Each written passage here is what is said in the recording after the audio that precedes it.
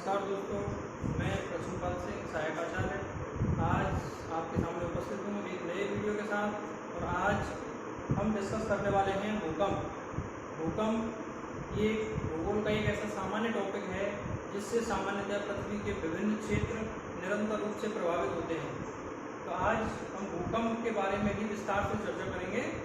तो सबसे पहले हम जानते हैं कि भूकंप किसे कहते हैं। तो जैसा कि इस शब्द का अर्थ इस शब्द में ही छिपा हुआ है, भू माने पृथ्वी और कंप माने कंपन, अर्थात पृथ्वी का कंपन। यदि पृथ्वी का धरातलीय भाग किसी भी अंतर्जात बल की वजह से, किसी भी आंतरिक बल की वजह से यदि धरातलीय भाग में कोई कंपन उत्पन्न होता है तो उसे हम भूकंप के नाम से जानते हैं। तो ये भूकंप की एक साधारण सी परिभाषा है। अब हम यहाँ भूकंप के बारे में जानेंगे कि भूकंप जो है वो कहाँ से उत्पन्न होता है और किस तरीके से भूकंपीय तरंगें विभिन्न क्षेत्रों में पृथ्वी के गमन करती हैं। तो यहाँ हम सबसे पहले ये इधर हम डायग्राम देख सकते हैं और इस डायग्राम में आप देख सकते हैं मैंने पूरा यहाँ भूकंपीय तरंगों का चित्र यहाँ पर बताया हुआ है। पृथ्वी की तीनों जो परतें हैं, क्रस्ट, मेंटल और कोर, तीनों ही जो परतें हैं वो बनाई गई हैं। और यहाँ पर आप देख सकते हैं धरातल, ये ऊपर की जो सरफेस है ये धरातलीय सरफेस है और धरातल से कुछ गहराई पर यहाँ आप देख सकते हैं ये भूकंप मूल है, लिखा हुआ है भूकंप मूल। तो ये धरातल से कुछ गहराई का ऐसा भाग है जहाँ से भूकंप उत्पन्न हो रहा है, जहाँ से भूगर्भिक हलचल की शुरुआत या भूकंप की शुरुआत होती है, एनर्जी रिलीज होती है।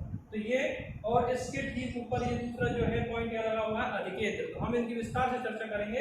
यहाँ भी मैंने लिखे हुए हैं भूकंप मूल और अधिकेंद्र। ये भूकंप को समझने के लिए ये दो शब्दावलियां बहुत इंपॉर्टेंट हैं।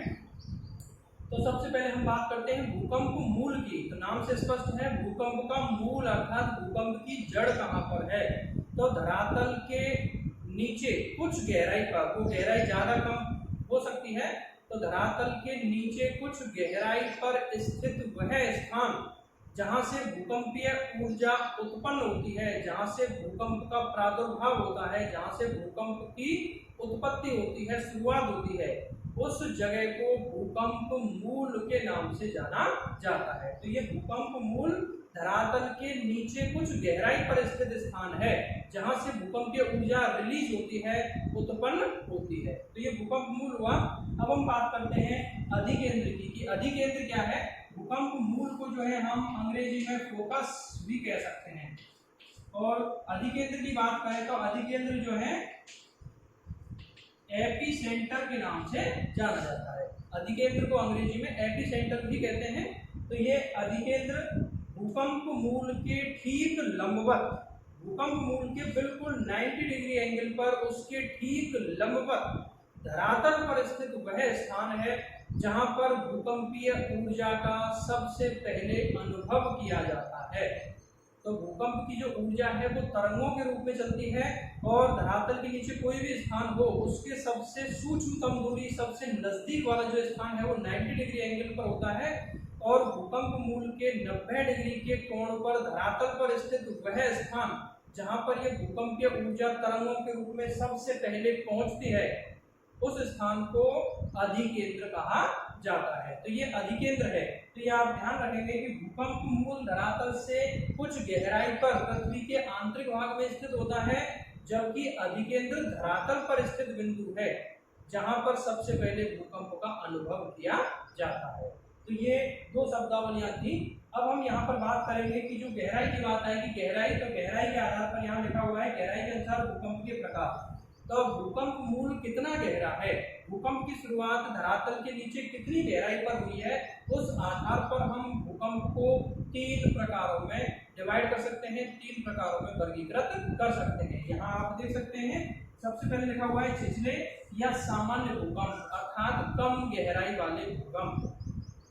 और इनकी गहराई 50 किलोमीटर तक होती है, अर्थात धरातल से 50 किलोमीटर तक की गहराई पर यदि भूकंप मूल है तो उस भूकंप को सामान्य भूकंप या कम गहरे भूकंप या छिछले भूकंप के नाम से जाना जाता है।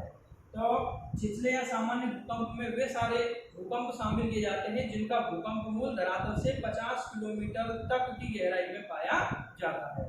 दूसरा बात करें हम मध्यम गहरे भूकंप, ये मध्यम गहराई वाले भूकंप हैं और इन भूकंपों में भूकंप मूल धरातल से 50 से लेकर के 250 किलोमीटर की गहराई में पाया जाता है। तो जिन भूकंपों का भूकंप मूल या जिन भूकंपों के भूकंप मूल की गहराई 50 किलोमीटर से अधिक लेकिन 250 किलोमीटर तक या 250 किलोमीटर से कम 50 से 250 किलोमीटर के बीच में होती है, उन भूकंपों को मध्यम गहराई वाले भूकंप की श्रेणी में शामिल किया जाता है।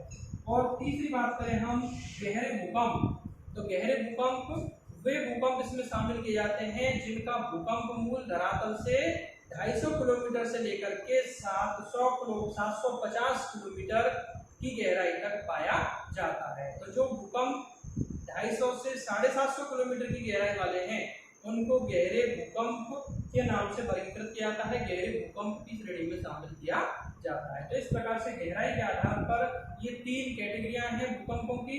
और इसमें यहाँ हमें ध्यान देने की बात ये होगी कि ज्यादातर जो पृथ्वी पर भूकंप आते हैं वो ज्यादातर कम गहराई के या छिछले या सामान्य भूकंप ही होते हैं, अर्थात अधिकांश लगभग 3/4 जो भूकंप हैं उनका भूकंप मूल 50 किलोमीटर से कम गहराई तक का पाया जाता है। तो हम कह सकते हैं कि ज्यादातर जो भूकंप हैं वो सामान्य या छिछले प्रकार के होते हैं।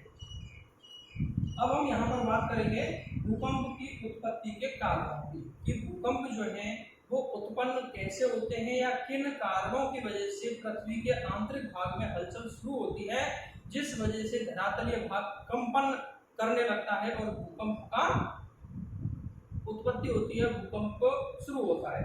तो यहाँ भूकंप उत्पत्ति के कुछ कारण यहाँ पर लिखे हुए हैं, तो आप देख सकते हैं। सबसे पहले है संतुलन मूलक भूकंप।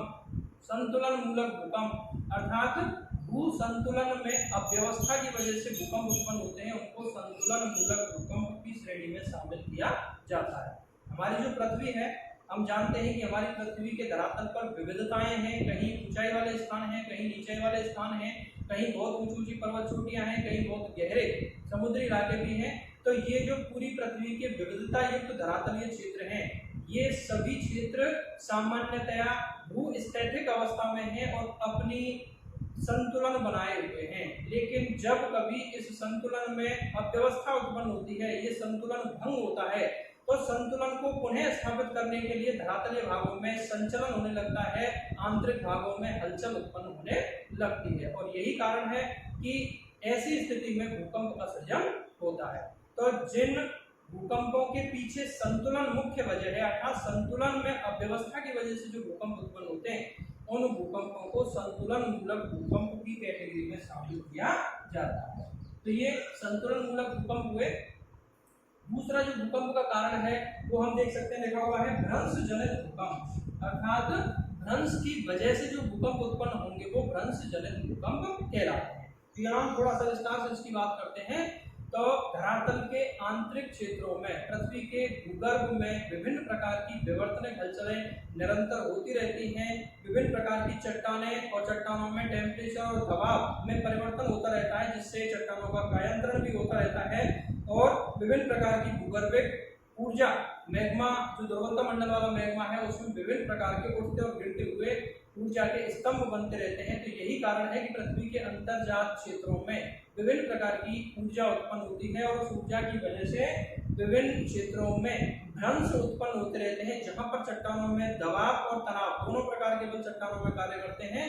तो जहां पर चट्टानों में तनाव वाला बल कार्य करता है और चट्टानों में एक दूसरे के विपरीत दिशा में जो है बल कार्य करता है, तो वहां पर चट्टानें खिंचती हैं और खिंचने के बाद वो एक तरह से टूट जाती हैं, उनमें भ्रंश उत्पन्न हो जाता है। और भ्रंश उत्पन्न होता है तो वहां अचानक से थोड़ी हलचल होती है और यही कारण है कि उन भ्रंश वाले क्षेत्रों में भूकंप महसूस किया जाता है। धरातलीय क्षेत्रों में वहां ऊपरी चट्टानें हिलने लगती हैं और भूकंप का उत्पत्ति होती है, भूकंप शुरू होता है। तो जो भूकंप इस प्रकार अंतर्जात बलों की वजह से भ्रंश वाले क्षेत्रों में या भ्रंश उत्पन्न होने की वजह से उत्पन्न होते हैं, वो भूकंप भ्रंश जनित भूकंप कहलाते हैं। अब हम बात करेंगे तीसरे कारण की। तो तीसरा कारण जो है वो ज्वालामुखी क्रिया है।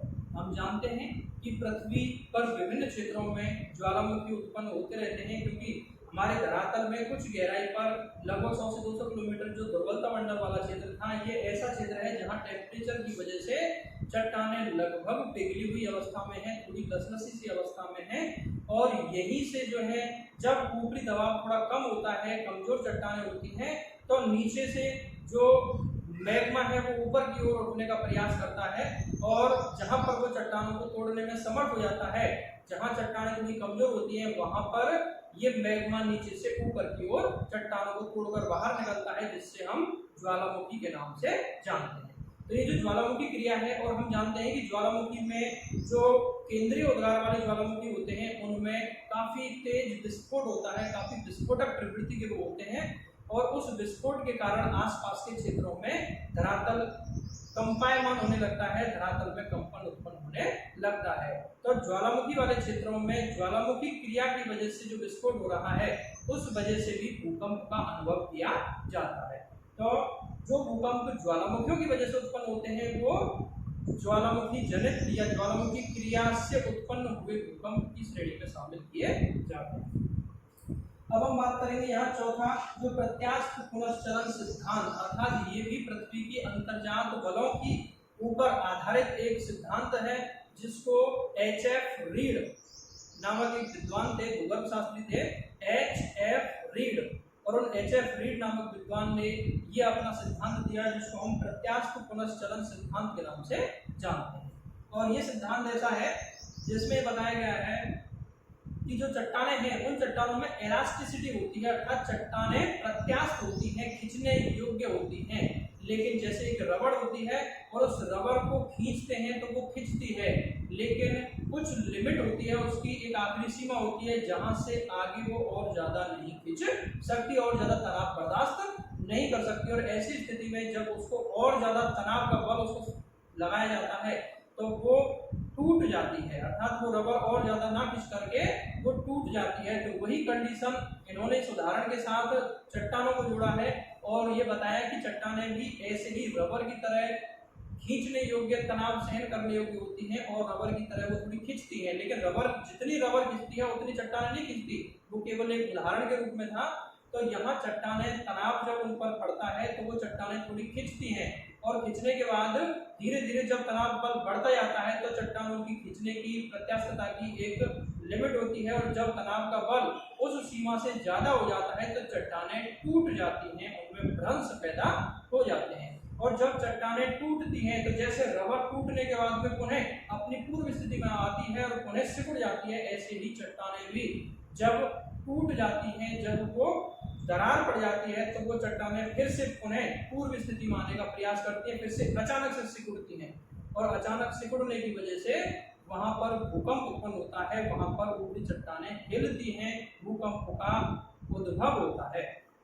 तो ये जो सिद्धांत था H.F. रीड ने दिया, तो ये भी अंतर्जात बलों के ऊपर निर्भर है। अंतर्जात बलों की वजह से इस प्रकार के तनाव और दबाव मूलक बल विभिन्न स्थानों में काम करते रहते हैं, और उस तनाव मूलक बल की वजह से ही यहाँ पर चट्टानें टूटती हैं, टूटने की वजह से भूकंप उत्पन्न होता है। और अगर हम बात करें प्लेट विवर्तन की, जो वर्तमान सिद्धांत है, जिसको मैंने कुछ दिन पहले जो है वीडियो में यहाँ आपको बताया था, समझाया था कि हमारी जो पृथ्वी है उस पर विभिन्न प्लेटें पाई जाती हैं, और प्लेटें गतिशील हैं, और प्लेटों के 3 प्रकार के किनारे मैंने बताए थे। तो वही चीज यहाँ पर है भूकंप के संदर्भ में भी, कि जो प्लेटें हैं उन प्लेटों के किनारे ही इंपॉर्टेंट हैं। मैंने वहां भी बताया था कि जो प्लेटें हैं उन प्लेटों में जो विनाशी किनारा है, तो जब प्लेटें आपस में गति करती हैं और एक दूसरे से टकराती हैं, तो जो विनाशी किनारा बनता है, उस विनाशी किनारे पर प्लेटों की टकराहट होने और एक जो भारी प्लेट है उसका क्षेपण होने की वजह से मैग्मा उत्पन्न होता है, और उस टक्कर की वजह से वहां भूकंप की उत्पत्ति होती है, वहां पर चट्टानें कंपन करने लगती हैं, भूकंप उत्पन्न हो जाता है। तो इस प्रकार से ये प्लेट विवर्तनिकी है, और यही कारण है कि विश्व में ज्यादातर जो भूकंप हैं वो विनाशात्मक प्लेट किनारों पर ही पाए जाते हैं। लगभग 70% जो भूकंप हैं वो विनाशात्मक प्लेट किनारों पर ही पाए जाते हैं। तो भूकंप की उत्पत्ति में प्लेट विवर्तनिकी सबसे इम्पोर्टेंट कारण है, जिससे हम भूकंप की उत्पत्ति को आसानी से समझ सकते हैं, आसानी से जान सकते हैं। तो ये भूकंप उत्पत्ति के सामान्य से कारण थे। अब हम बात करेंगे भूकंप की तरंगे, जो यहाँ डायग्राम में बाकायदा बताया हुआ है, और इसको भी विस्तार से आपको समझाऊंगा कि भूकंप जब उत्पन्न होता है तो भूकंप की जो ऊर्जा है वो 3 तरंगों के रूप में निकलती है। तरंगों के रूप में वो जो तरंगें हैं वो अधिकेंद्र से चल करके पृथ्वी के आंतरिक और धरातलीय क्षेत्रों से गमन करते हुए विभिन्न दूरस्थ स्थानों तक जाती हैं और विभिन्न दूरस्थ स्थानों तक वो भूकंप महसूस किया जाता है। तो भूकंप की जो तरंगें हैं प्रमुख रूप से 3 प्रकार की तरंगें हैं भूकंप की, ये यहाँ पर लिखी हुई है, पी तरंग, एस तरंग और एल तरंग। पी तरंग का मतलब primary wave, P means primary, तो प्राइमरी का पी है प्राथमिक तरंग, हिंदी में इसको प्राथमिक तरंग कह सकते हैं और इंग्लिश में इसको प्राइमरी वेव के नाम से जाना जाता है। ये प्राइमरी वेव है। प्राइमरी वेव इसलिए कह रहे हैं क्योंकि किसी भी क्षेत्र में सबसे पहले यही तरंगें अनुभव की जाती हैं, सबसे पहले पी तरंगें ही पहुंचती हैं और पी तरंगों के सबसे पहले पहुंचने का कारण यह है कि इन तरंगों की गति सबसे तीव्र होती है। ये तरंगें सबसे तेज गति से गमन करती हैं, लगभग 6 से 7 किलोमीटर प्रति सेकंड की गति से इनकी गति होती है। तो ये पी तरंगें सबसे तीव्रगामी है, इसीलिए किसी भी स्थान पर सबसे पहले यही तरंगें अनुभव की जाती है और यही वजह है कि इसको प्राथमिक तरंगों के नाम से जाना जाता है। ये जो प्राथमिक तरंगें हैं, ये प्राथमिक तरंगों में जो तरंग के कण हैं वो ध्वनि तरंगों के समान होती है। प्राथमिक तरंगें ध्वनि तरंगों के समान है, जैसे ध्वनि हमारी आवाज की जो तरंगें हैं, इन आवाज की तरंगों में जो कण हैं वो तरंग की दिशा में आगे पीछे गति करते हैं, अर्थात अनुदैर्घ्य रूप से गति करते हैं। इसीलिए पी तरंगों को अनुदैर्घ्य तरंगें भी कहा जाता है। तो इसमें ध्वनि तरंगों की तरह कणों की गति तरंग की दिशा में ही आगे पीछे होती है, तरंग की दिशा में ही ये आगे पीछे की ओर गति करते हैं। और पी तरंगों की विशेषता यह है कि ये पी तरंगें ठोस, द्रव और गैस तीनों ही अवस्था की चट्टानों से, तीनों ही अवस्था के पदार्थों से गुजर सकती हैं। ये पी तरंगें पृथ्वी के आंतरिक क्षेत्रों में हर जगह से गमन कर सकती हैं। अब हम बात करते हैं एस तरंगों की। तो एस जो तरंगें हैं जिसको हम सेकेंडरी वेव या हिंदी में द्वितीयक तरंगों के नाम से जानते हैं। ये द्वितीयक इसलिए क्योंकि पी तरंगों के बाद में ये किसी स्थान पर पहुंचती हैं, दूसरे स्थान पर ये पहुंचती हैं, इसलिए इसको द्वितीयक तरंगों के नाम से जाना जाता है। और एस तरंगों में जो कणों की गति है ये प्रकाश तरंगों की भांति होती है और कणों की गति तरंग दिशा के समकोण पर होती है, अर्थात तरंग जैसे इधर गमन कर रही है तो इसमें कण ऊपर नीचे अर्थात अनुप्रस्थ रूप से गमन करते हैं, समकोण बनाते हुए गमन करते हैं। तो इसी वजह से एस तरंगों को अनुप्रस्थ तरंगें भी कहा जाता है। ये प्रकाश तरंगों की भांति है। और एस तरंगों की सबसे इंपॉर्टेंट विशेषता यह है कि ये केवल ठोस चट्टानों से होकर के ही गमन कर सकती हैं, ये द्रव चट्टानों से या पिघली हुई चट्टानों से होकर गमन नहीं करती हैं। द्रव अवस्था वाले पदार्थों में ये विलुप्त हो जाते हैं। और तीसरी तरंगों की बात करें हम, एल तरंग है। तो यहाँ एल तरंग को हम लैंड वेव्स या लॉन्ग वेव्स के नाम से भी जानते हैं। तो लैंड वेव मतलब धरातलीय तरंग है और लॉन्ग वेव मतलब दीर्घ तरंग। तो ये चूंकि सबसे अधिक लंबाई वाला मार्ग तय करती हैं, सबसे अधिक लंबी दूरी का मार्ग में ये गमन करती हैं, इसलिए इनको लॉन्ग वेव कहते हैं। और चूंकि ये तरंगें यहाँ हम देख सकते हैं पृथ्वी के केवल ऊपरी धरातलीय क्षेत्र में ही गमन करती हैं, पृथ्वी के आंतरिक भागों में गमन नहीं करती हैं, इसीलिए इनको लैंड वेव्स धरातलीय तरंगों के नाम से जाना जाता है। तो ये एल तरंगें केवल धरातल के ऊपरी सरफेस वाले क्षेत्रों में ही गमन करती हैं, इसलिए सबसे लंबी दूरी का मार्ग तय करती हैं। और ये एल तरंगें सबसे ज्यादा विनाशकारी होती हैं। एल तरंगों में जो कणों की गति है वो जिगजैग होती है। जिगजैग मीन्स आड़े तिरछे होती है, ना तो समकोण के रूप में ना ही अनुदैर्घ्य रूप में होती है।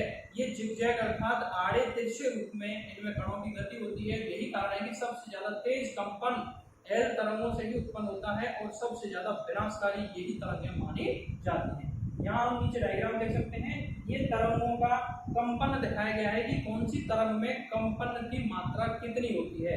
तो यहाँ हम देख सकते हैं पी तरंग में ये ऊपर नीचे थोड़ा कम है, अर्थात यहाँ कंपन कम है। सबसे धीमा जो कंपन है पी तरंग में होता है, अर्थात पी तरंगें जब किसी स्थान पर पहुंचती हैं तो भूकंप का जो अनुभव है, तो भूकंप की कंपन सबसे धीमा महसूस किया जाता है। इसके बाद में कुछ समय अंतराल बाद एस तरंगें उस स्थान पर पहुंचती हैं और एस तरंगों का जो कंपन है आप देख सकते हैं पी तरंगों की तुलना में काफी ज्यादा होता है। तो एस तरंगों से ज्यादा कंपन होता है पी तरंगों की तुलना में। तो भूकंप का जो दूसरा झटका है सामान्यतः भूकंप की 3 तरंगों से किसी स्थान पर 3 लगातार झटके आते हैं और वो 3 जो कंपन है उसमें सबसे पहला जो पी तरंग वाला कंपन है वो सबसे धीमा, सबसे हल्का कंपन होता है। उसके बाद में एस तरंग का जो कंपन है वो एस तरंग का कंपन तुलनात्मक रूप से पी तरंग से काफी अधिक ताकतवर होता है, काफी अधिक तीव्र होता है। और इसके बाद हम देख सकते हैं एस तरंग के कुछ अंतराल बाद एल तरंगें उस स्थान पर पहुंचती हैं और एल तरंगें और ज्यादा तीव्र कंपन उत्पन्न करती है, सबसे ज्यादा भयानक कंपन उत्पन्न करती हैं। तो यहाँ आप देख सकते हैं एल तरंगों का कंपन सबसे ज्यादा होता है, सबसे अधिक खतरनाक यही तरंगें मानी जाती हैं। यहाँ एस तरंगें उनकी गति की मैं बात कर लेता हूँ, तो जहाँ पी तरंगों की गति 6 से 7 किलोमीटर प्रति सेकंड थी, वहीं एस तरंगें लगभग 3 से 4 किलोमीटर प्रति सेकंड की गति से गमन करती हैं और एल तरंगें 3 किलोमीटर से कम, लगभग 3 किलोमीटर या 3 किलोमीटर से कम प्रति सेकंड की गति से धरातलीय क्षेत्रों में गमन करती हैं। तो ये भूकंप की विभिन्न तरंगें और उन तरंगों की विशेषताएं थी। यहाँ हम डायग्राम में थोड़ा सा समझेंगे इनको कि ये भूकंप मूल दिखाया हुआ है और ये उसका अधिकेंद्र है। तो भूकंप मूल से जो ऊर्जा है सबसे पहले अधिकेंद्र पर पहुंची और अधिकेंद्र से फिर ये ऊर्जा विभिन्न तरंगों के रूप में पृथ्वी के विभिन्न क्षेत्रों में गमन करती है और अधिकेंद्र पर सबसे ज्यादा तीव्र कंपन होता है क्योंकि सबसे ज्यादा ऊर्जा अधिकेंद्र पर ही जाकर के ताकतवर होती है और अधिकेंद्र पर सबसे तीव्र कंपन आता है। और जैसे जैसे अधिकेंद्र से क्रमशः दूर होते चले जाते हैं, इस अधिकेंद्र से क्रमशः जितना दूर हम जाएंगे क्योंकि उतनी ही दूरी बढ़ती चली जाती है, इसलिए इन तरंगों की ताकत भी कम होती चली जाती है। और यही कारण है कि भूकंप का अधिकेंद्र जो है वो सबसे ज्यादा खतरनाक कंपन वाला स्थान होता है और भूकंप अधिकेंद्र से जितनी ज्यादा दूरी बढ़ती चली जाती है, कंपन की तीव्रता क्रमशः कम होती चली जाती है। अब तो यहाँ हम देख सकते हैं एल तरंगें धरातलीय भाग से गमन कर रही हैं, केवल धरातलीय क्षेत्र में ही एल तरंगें चल रही हैं, पृथ्वी के आंतरिक क्षेत्र में कोई एल तरंग नहीं होती है। और यहाँ हम देख सकते हैं ये जो मैंने बनाए हैं ये पी और एस, ये लिखा हुआ है, ये पी और एस तरंगें हैं। तो पृथ्वी के आंतरिक क्षेत्र में ये भूपर्पटी और ये मेंटल या प्रावार, दूसरी जो परत है मेंटल या प्रावार की, तो पी और एस तरंगें प्रावार के पूरे हिस्से में पाई जाती हैं। अर्थात दूसरी जो मेंटल की परत है उस मेंटल परत में पी और एस दोनों ही प्रकार की तरंगें पाई जाती हैं। और वहीं हम बात करें आगे तो यहाँ जो तीसरी पृथ्वी की परत है जिसको हम कोर या भूक्रोड़ के नाम से जानते हैं, उस क्रोड़ में केवल पी तरंगें हैं, लिखा हुआ है ये क्रोड़ में केवल क्या है, पी तरंगें हैं। और पी तरंगें हैं, एस तरंगें यहाँ बिल्कुल नहीं पाई जाती है। तो पृथ्वी के अंतरतम या पृथ्वी का जो सबसे आंतरिक तीसरी परत है जिसको हम कोर कहते हैं, उस कोर में एस तरंगें विलुप्त हो जाती हैं। और इसका कारण यह है कि इस कोर या भूक्रोड़ का जो ऊपरी भाग है जिसको हम बाह्य क्रोड़ कहते हैं, वो बाह्य क्रोड़ पिघली हुई अवस्था में माना जाता है। और बाह्य क्रोड़ पिघली हुई अवस्था में है, इसी वजह से इस क्रोड़ के अंदर एस तरंगें प्रवेश नहीं करती हैं। एस तरंगें केवल इस क्रोड़ की सीमा तक ही जाती हैं, उससे आगे एस तरंगें प्रवेश नहीं करती हैं। फिर आगे केवल आंतरिक क्षेत्र में क्रोड़ परत में केवल पी तरंगें ही प्रवेश करती हैं। तो यहाँ हम देख सकते हैं कि ये जो एस तरंग है, एस तरंग इस कोर के ऊपरी भाग केवल कोर की सीमा से होकर के जा रही है और वो कहां तक पहुंचती है, 120 डिग्री। इस चीज को थोड़ा समझें कि ये 120 डिग्री अधिकेंद्र से स्टार्ट हुआ है, ये अधिकेंद्र है, यहां से हम इसका कोण माप रहे हैं तो 120 डिग्री और ऐसे ही इधर भी 120 डिग्री। तो आप देख सकते हैं भूकंप के अधिकेंद्र से 120 डिग्री तक पी और एस दोनों ही तरंगें पाई जाती हैं। भूकंप की पी और एस दोनों ही तरंगें 120 डिग्री तक पाई जाती हैं। और 120 डिग्री से आगे हम देखें तो इस इलाके में और यहाँ से पूरे इस क्षेत्र में, और ये लिखा हुआ 120 डिग्री से आगे इधर और ये 120 डिग्री से, तो 120 डिग्री से आगे का जो क्षेत्र है वो पूरा का पूरा एस तरंगों से रहित है, वहां पर कोई एस तरंग नहीं पाई जाती। इसीलिए इस पूरे क्षेत्र को 120 डिग्री से आगे का जो पूरा क्षेत्र है उसको एस तरंगों का छाया क्षेत्र कहा जाता है। तो ये एस तरंगों का छाया क्षेत्र है, अर्थात यहाँ पर एस तरंगें नहीं पाई जाती। और उसकी जो वजह है मैंने बता दी, एस तरंगों को यदि 120 डिग्री से आगे के क्षेत्र में यदि जाना है तो उसको कोर के अंदर से होकर जाना पड़ेगा। और चूंकि एस तरंगों की विशेषता है कि वो द्रव अवस्था वाले पदार्थों से गमन नहीं कर सकती हैं, तो यही कारण है कि यहाँ जब एस तरंगे विलुप्त हैं, एस तरंगे 120 डिग्री से आगे नहीं पाई जाती, इसी वजह से ये माना जाता है कि जो क्रोड़ है उस क्रोड़ का बाह्य भाग पिघली हुई अवस्था में है, बाह्य क्रोड़ पिघली हुई द्रव अवस्था में पाया जाता है। और इसी वजह से एस तरंगे यहाँ इस 120 डिग्री से आगे के क्षेत्र में प्रवेश नहीं करती। तो ये कंपटीशन में भी बहुत बार प्रश्न आता है कि एस तरंगों का छाया क्षेत्र पाया जाता है 120 डिग्री से आगे। 120 डिग्री से आगे का जो क्षेत्र है वो एस तरंगों का छाया क्षेत्र है, अर्थात एस तरंगे धरातल के अधिकेंद्र से केवल 120 डिग्री तक ही पाई जाती है। अब हम यहाँ पर देखेंगे 120 डिग्री से आगे, और ये मैंने 143 डिग्री लिखा हुआ है दोनों ही तरफ, 120 डिग्री से आगे। और ये जो लाइनें खींची हुई हैं आप देख सकते हैं, ये लाइनें खींच करके मैंने ये P का छाया क्षेत्र दिखाया हुआ है 120 से 143, और ये लिखा हुआ है P तरंग का छाया क्षेत्र, और इधर भी P तरंग का छाया क्षेत्र, अर्थात 120 डिग्री से 143 डिग्री का जो क्षेत्र है अधिकेंद्र से, ये ध्यान रखना ये फिक्स यही जगह नहीं है, ये अधिकेंद्र से स्टार्टिंग होगी, अधिकेंद्र जहां है वहां से हम कोण की गणना करेंगे। तो अधिकेंद्र से 120 डिग्री से 143 डिग्री के बीच वाले इलाकों में P तरंग भी नहीं पाई जाती। एस तो नहीं पाई जा रही, एस तो है ही नहीं 120 से आगे, लेकिन 120 से 143 डिग्री के बीच में P तरंग भी विलुप्त होती है, P तरंग भी नहीं पाई जाती। इसी क्षेत्र को P तरंग का छाया क्षेत्र कहा जाता है। अब हम बात करेंगे कि ऐसा क्यों हुआ कि हालांकि P तरंग तो हर अवस्था वाले पदार्थ से गमन करती है, लेकिन यहाँ इस क्षेत्र में P तरंग क्यों नहीं पाई जाती, तो उसकी हम यहाँ चर्चा करेंगे। तो देखिए यहाँ 120 से 143 डिग्री तक का जो क्षेत्र है वो P तरंग से क्यों छूटा। तो देखिए यहाँ पर जब P तरंग आती है तो जो इसके सरफेस से गुजर रही है, जो क्रोड़ के ऊपरी सीमा से होकर गुजरती है तरंग, वो 120 डिग्री तक पहुंचती है।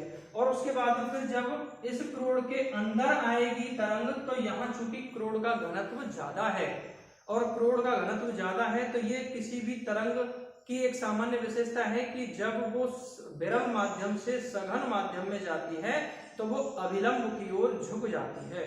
तो वही चीजें यहाँ पर है कि जब ये P तरंग भूक्रोड़ में प्रवेश करती है तो चूंकि मेंटल की तुलना में क्रोड़ का घनत्व अचानक बढ़ता है, तो विरल से सघन माध्यम में जाने पर ये P तरंग अभिलंब की ओर मुड़ जाती है। तो यहाँ पहुंचने पर, यहाँ से आगे क्रोड़ में प्रवेश करने पर ही ये अभिलंब की ओर मुड़ती है, और यहाँ अभिलंब की ओर मुड़ती है, केंद्र तक अंदर की तरफ जाती है, और उसके बाद वो फिर बाहर की ओर निकलती है। तो यहाँ से फिर ये बाहर की ओर, क्योंकि केंद्र पर सबसे ज्यादा घनत्व है और केंद्र के बाद में फिर घनत्व क्रम से कम होता है, तो ये तरंग अभिलंब से दूर हटती है, और इस प्रकार से ये आगे पहुंचते हुए और फिर ये 143 डिग्री पर जाकर के ही पहुंचती है। तो वो घनत्व में भिन्नता की वजह से जब P तरंग अभिलंब की ओर झुकती है तो उसकी वजह से 120 से 143 डिग्री वाला जो क्षेत्र है वो बीच में रह जाता है।